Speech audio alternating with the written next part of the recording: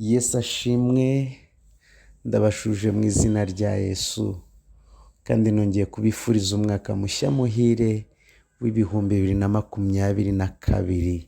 Muzawubonemo Imana izakwiyereke, Imana izakuganiriza, izakwihishurire, ijambo ryayo rigwire muri wowe, ubushuti bwawe n'Imana bukomere kugeza igihe izakwirata nk'uko yirasa Aburahamu ikamwita inshuti yayo. Haleluya. Uyu munsi nshatse kuvuga amagambo makeya avuga ku kuvuka ubwa kabiri.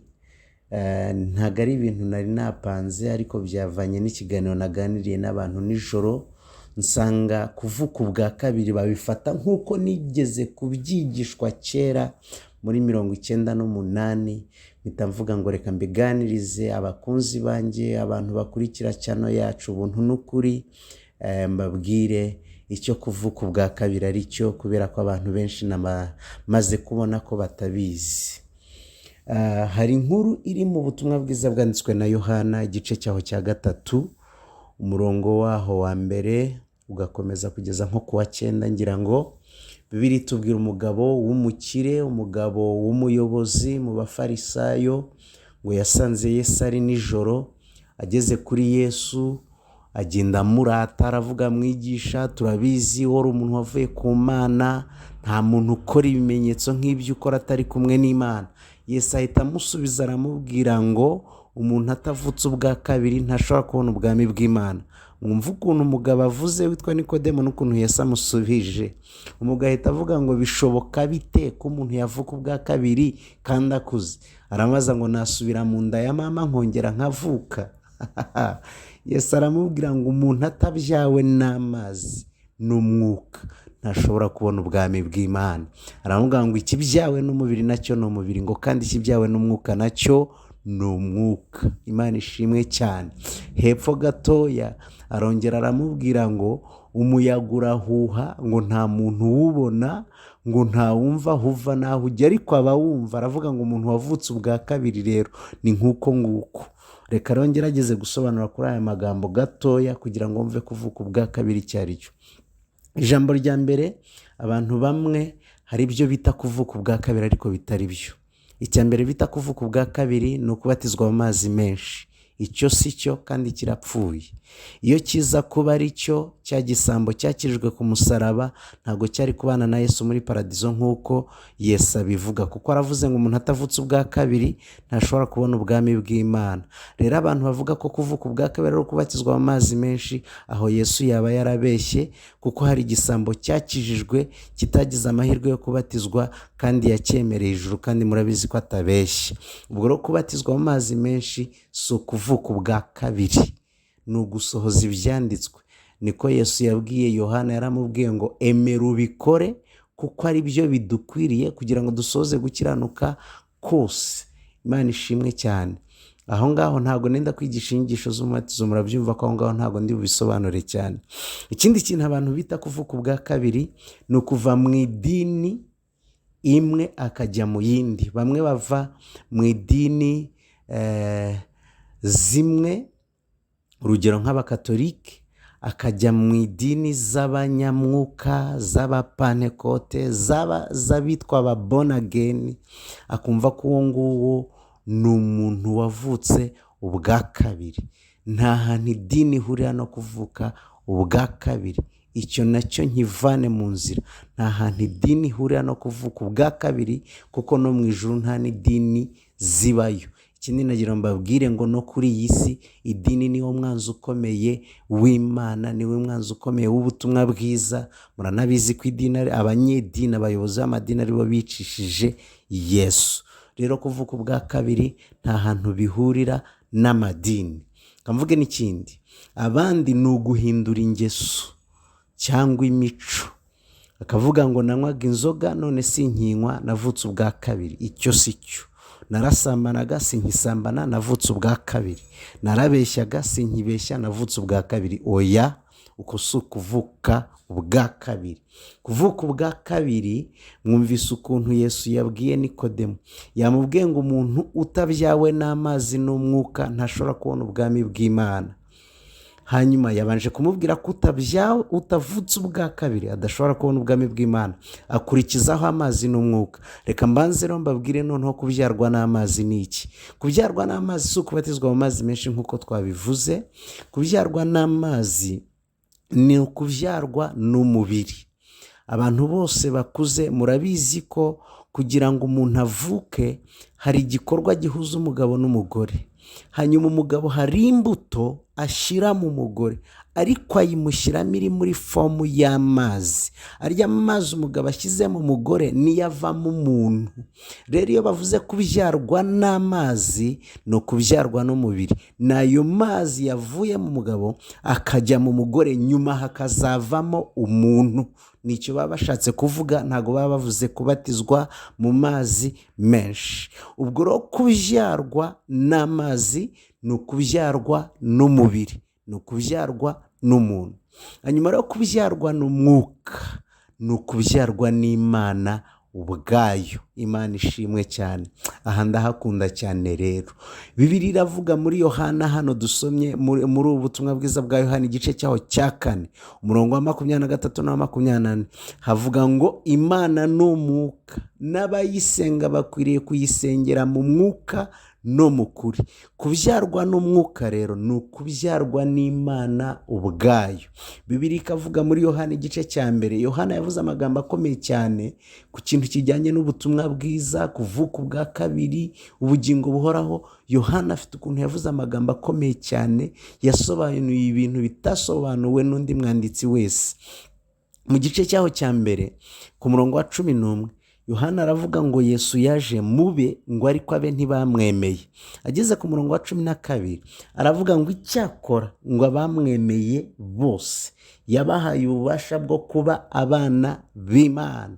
Umurongo wa 13 aravuga ngo abo ntibabyawe n'ubushake bw'umubiri cyangwa bw'umugabo cyangwa bw'umuntu, abo ntibabyawe n'amazi, avuga ko babyawe n'umwuka. Donc aravuga ngo abo babyawe n'Imana ubwayo.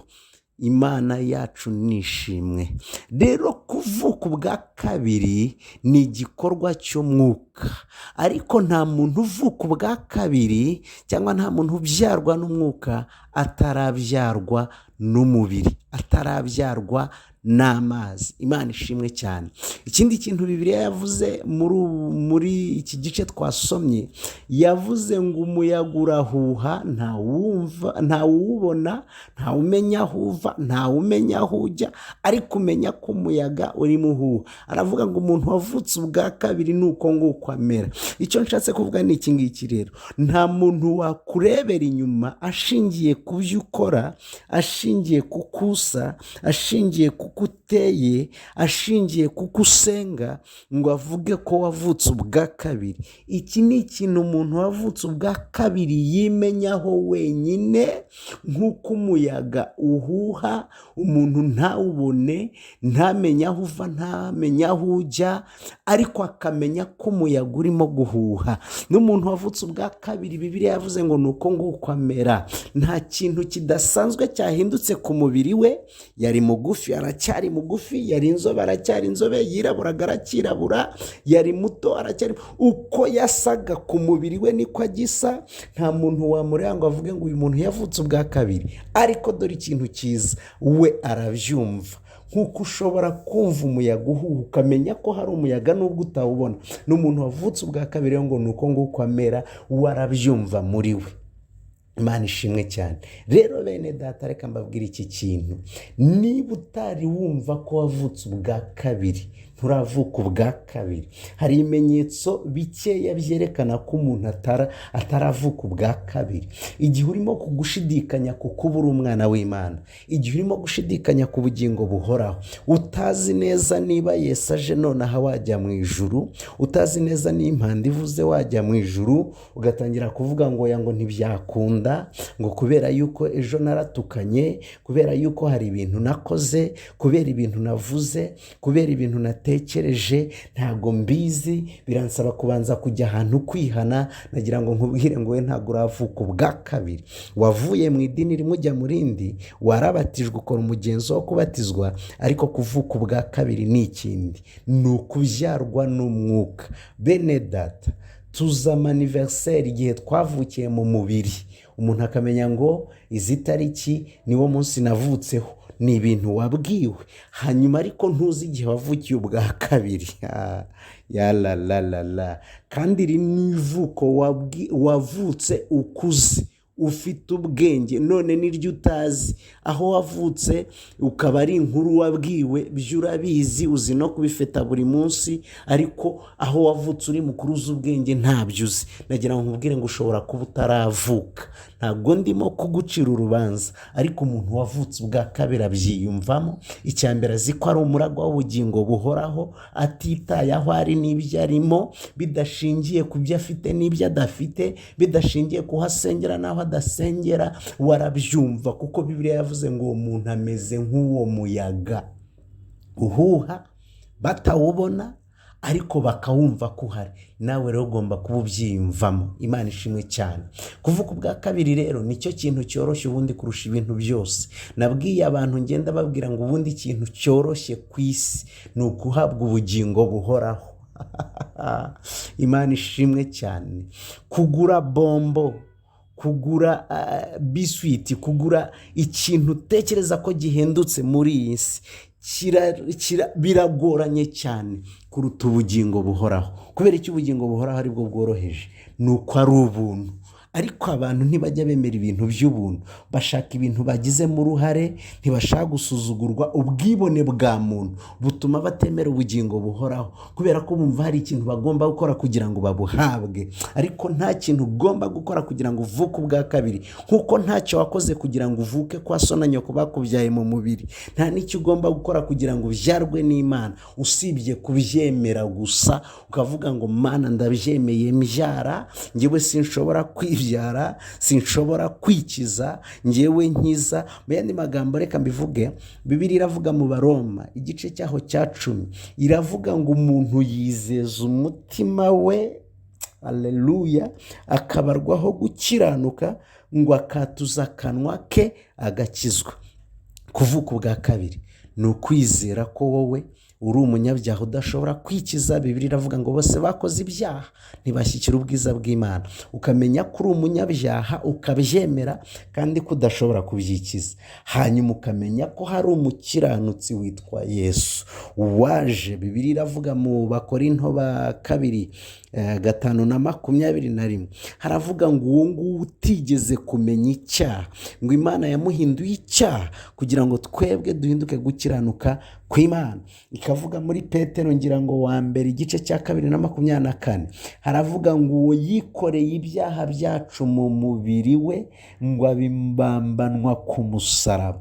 Numara kwizera ko Yesu yikoreye ibyaha byawe mu mubiri we, ukabyizera ukabyatura, uzaba ukijijwe, uzaba uvutse ubwa kabiri. Wa murongo uri muri Yohana 1:12 uzaba ugusohoyeho, uvuga ngo abamwemeye bose yabahaye ububasha bwo kuba abana b'Imana. Idini urimo, ibyiza ukora, nta kintu bicontributing, nta kintu bifasha ku kuvuka ubwa kabiri kwawe. Kuvuka ubwa kabiri ni ukwizera yuko Yesu yapfuye ku bwawe, yikoreye ibyaha byawe. Wari umunyabyaha udashobora kwikiza, hanyuma Yesu aragukiza. Ni ukubabarirwa ibyaha. Imana ishimwe cyane. Ni uguhabwa impano yo gukiranuka, atari uko wabikoreye, ahubwo ubihawe nk'impano. Murabizi ukuntu Bibiliya ivuga mu Befeso igice cyaho cya 2:8 iravuga ngo twakijijwe n'ubuntu kubwo kwizera. Bibiliya ikavuga ngo ntago ari imirimo yacu myiza, ngo kugira ngo hatagira umuntu wirarira. Nakunze ukuntu Imana yavuze kuri Aburahamu mu Baroma ngira ngo igice cya 4, iravuga ngo Aburahamu ngo yari kuba afite icyo yirata yaba yaratsindanishijwe n'imirimo. Iravuga ngo yari kuba afite icyo yirata, ngo ariko si imbere y'Imana. Imbere y'Imana nta muntu wabona icyo yirata. Twese ni ibintu twaherewe ubuntu. Nagira ngo ukuremo ubwibone, wikuremo ubwibone bwo mu mutima wawe, wemereye impano y'agakiza, wemereye impano y'ubuntu, wemereye impano yo gukiranuka ituruka gusa gutesha agaciro, kwitakariza icyizere, ugatesha agaciro imirimo yawe myiza, ukizera umukiranutsi umwe witwa Yesu wikoreye ibyaha byawe mu mubiri we. Nagira ngo nkubwire ngo ibyo nibyizera, gukiranuka kwe kuraza kumubarwaho, gukiranuka kwa Yesu kuraza kukubarwaho, hanyuma ibyaha byawe bimubarweho. Imana ishimwe cyane. Murabizi ko ubundi mu gihe cy'ibitambo ntago bajyaga basuzuma umuntu wakoze icyaha. Yazanaga igitambo bakagisuzuma, basanga kidafite inenge, hanyuma hakabaho transferi y'ibyaha bye bijya kuri icyo gitambo kikicwa, kuko ibihembo by'ibyaha ari urupfu. Aho ngaho nzahigisha neza. Hanyuma twebwe dufite igitambo Yesu Kristo kitagira inenge. Nubyemera haraba transferi y'ibyaha byawe bibarwe kuri we, hanyuma kandi habeho ugukiranuka kwiwe, transferi y'ugukiranuka kwiwe kubarwe kuri wowe. Imana iguha umugisha. Niba ushaka kuvuka ubwa kabiri, vuga aya magambo. Vuga ngo Mwami Yesu, ndakwizeye, nizeye ko wamfiriye, wapfiriye ibyaha byanjye. Ndabyizeye mu mutima wanjye kandi mbyatuje n'akanwa kanjye.